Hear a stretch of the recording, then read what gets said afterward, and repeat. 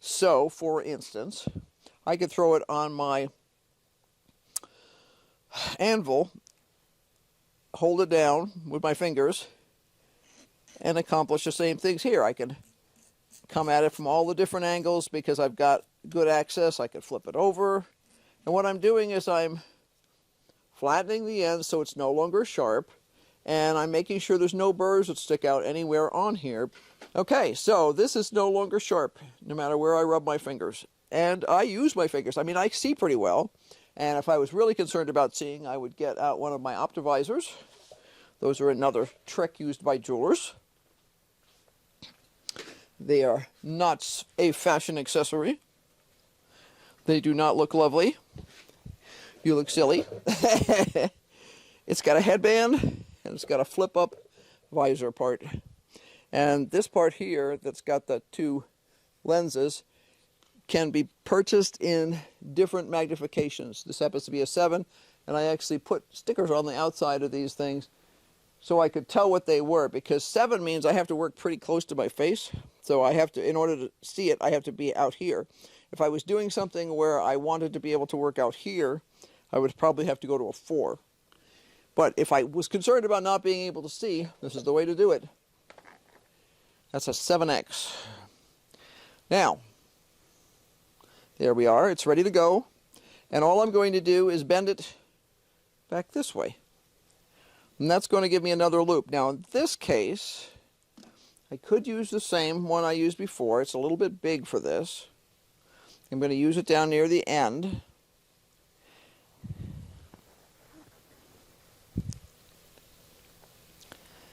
And I may wind up tapping this with a hammer, because hammers can fix a lot of issues a lot of times. Now, this is a jeweler's hammer. You don't have to have a jeweler's hammer. All you have to have is a hammer that's got a flat section to it here that will allow you to tap it. And by tapping it, what I'm doing is I'm closing up that loop a little bit more. Because this is a jeweler's hammer, it didn't leave any bad marks on there. It also made it a little lopsided, which is okay, because I can fix that. The nice thing about bendable wire is it's bendable. Now, let me move some of my junk around. There's too much stuff here right now. Hearing protection for when I'm really hammering, because that's very, very important. Because I wear hearing aids most of the time, I cannot wear anything other than earmuffs, which go over the top. I still have one or two of my little guys here. They get kind of ugly after a while, but they're good quality earplugs. Okay, so I hammered this guy, and it means he's a little lopsided now. So I'm going to adjust him by using a pair of pliers. Now, I don't have any of my fancy pliers here. The fancy pliers are up in the house because I was making chains. I might have one set of fancy pliers in my tool chest over there, but I'm going to tell you a cheat. Now, these are cheapy pliers,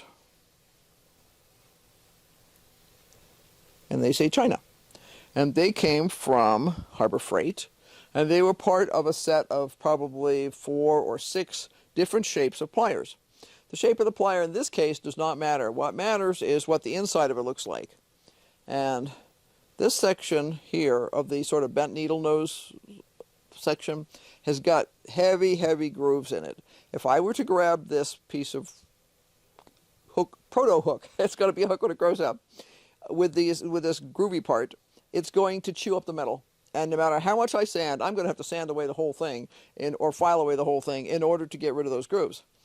there is a section that starts right here and goes to here that is smooth. Now, it's not machine smooth. It's not some really nice, you know, perfect to the thousandth of an inch piece of machine work. However, it is smooth enough not to chew up the metal. So I can use that part of my pliers. In this case, I'm going to actually use it kind of like you would normally use these, like this. I'm going to use it like this because I want these guys out of the way. And I'm going to grab this little piece that's a little out of alignment with that smooth part.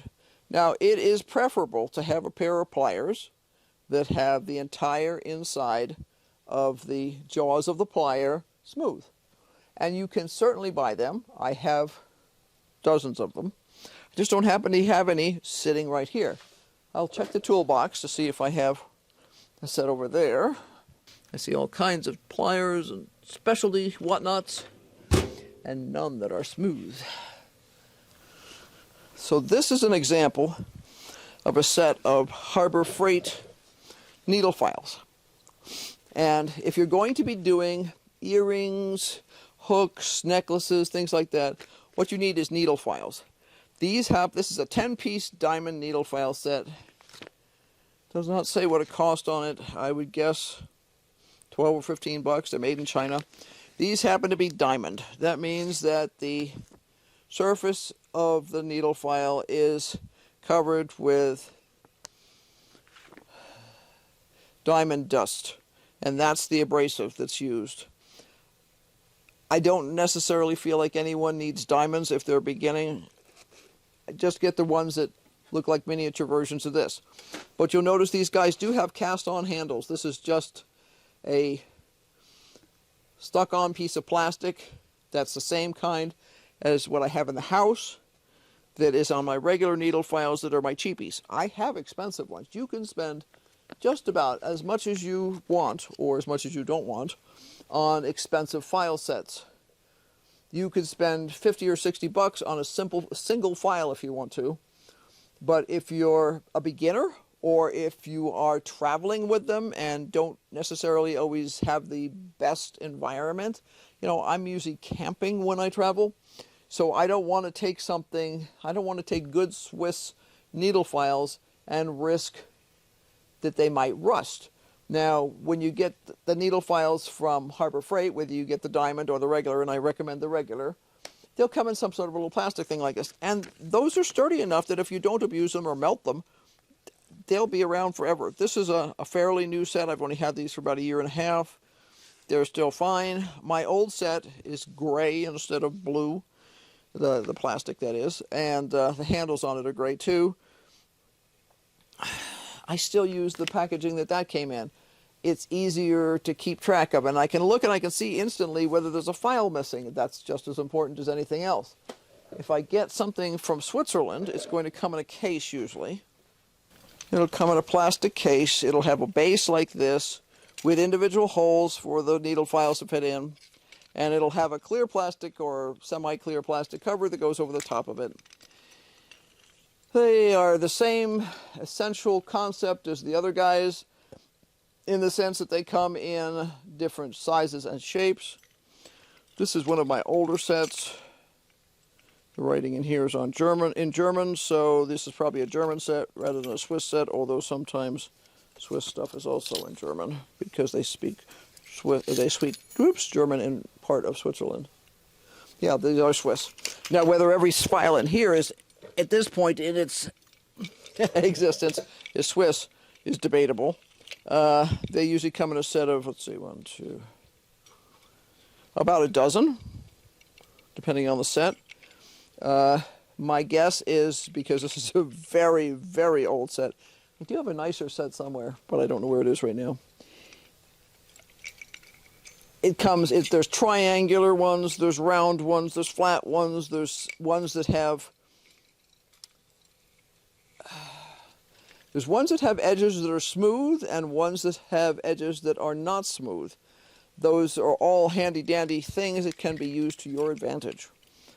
But when you are starting, you do not need to spend, 60, 80, 100 bucks on a set of files when you can do just as well with something from Harbor Freight and you don't have to worry about it rusting.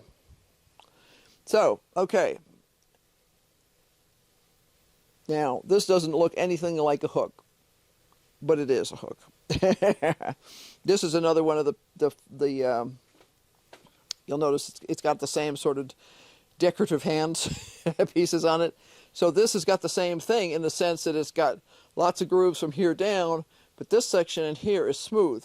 So in a pinch, if I'm doing something, I don't have to run to go get a fancy pair of pliers.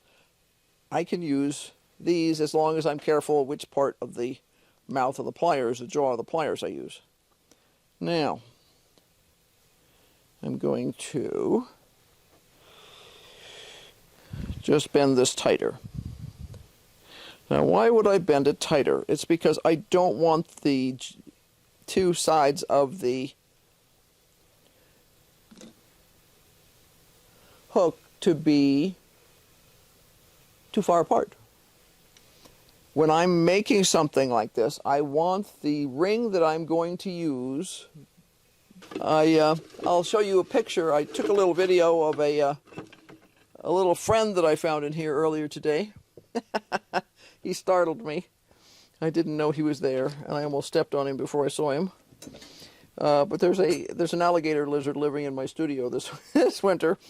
I'm sure I often have lizards in here during the summertime, although I don't encourage them to be in here because I don't want to step on them accidentally. And sometimes they scurry away, and sometimes they tend to hang around because they think they're invisible if they hold still. But if my foot comes down on them, they're going to be flat, whether I saw them or not, and I don't want them to be flat. So, but there is an alligator lizard right under that shelving unit over there. I saw him earlier today, and I was trying to see if I could get him over into the wood pile that's over here. Not this one that you can see in the background, but there's another one under the workbench here that's my emergency. I haven't been able to get dry wood into the studio, and I need to start a fire pile. I have just a few pieces down there, and I was thinking he might be able to winter under there. Anyway, what I have here is a ring, a simple ring that I just picked off the bench over there where I make rings. And if I am making a hook like this, what I have to consider is how big a ring I'm going to use. So I think this hook is too big for this ring. It is. Which is an excellent example of what not to do. And that's an important concept. When you're starting at this, you will screw up. So I can use this for a bigger setup, but I can't use something for a ring that's that small. Now, if I was making the hook so that it hooked on, so that it was attached to this ring, but wasn't hooking into a ring this small, I could use this. So for instance, this is the sort of a hook I would use on, the system is the post office is down. Okay, package is mailed, no receipt, post office system is down. I swear everything's been down around here lately. They were able to scan them in, but they couldn't. Yeah, okay. We have 2 gas stations in town that can't currently sell gas. Our internet has been down a couple of times lately. Part of it for us is the weather, because when we get bad weather, we're dependent on satellite, and if there's clouds between us and the satellite, that's going to slow down transmission speeds, which is why if you live someplace where you can get, fiber connections for your internet and things like that, that's awesome. We are not. We don't have electricity from the grid, so we certainly don't have fiber connections. Anyway, back to hooks. I could attach a ring to here, or a necklace to here, say on that bottom loop, and then be putting this into a bigger piece of hook thing. I normally just hook it into do I have a ring? No, that's a partial ring. There must be a ring around here. I couldn't have been that tidy. I couldn't have put away everything, could I? Yes, I could have, actually. I cut my own rings because it's dramatically less expensive. than buying them. And also it allows me to, it allows me to choose the size of the wire. So what I just found here is the end of a wire spiral that I was using for making links for chains. Now I'm going to be using the end of this, and it's going to mar the material, and I don't care because I'm just using this as a demo. But I would never do this on a piece I was actually going to sell. What I'm doing is it's got an incomplete cut right there. So I'm going to bend this back and forth like that, and magically I will have a ring, and it will be a large ring. And then I will use the smoothest parts of this as much as I can because I don't want to make it too ratty. There we go. Okay, so here we have a big beefy ring. Big beefy ring. And big beefy ring, it's easy to slide this on like that. Now I would not use a ring this beefy on your average necklace. I could envision situations where I would use a ring that big and it would involve something that had heavy beads. This ring is not soldered, so I have to rely on the stiffness of the metal itself. And generally speaking, I try not to rely too heavily just in case someone would ever hook a necklace on something. You don't want to have the thing fall off. But if they hook it, one would think that they would be aware that they had hooked it and therefore they needed to be careful. But that's all you have to do is to create a hook like that for a necklace, and that's perfectly fine. In this case, I'm going to use these for toiletry and needle cases.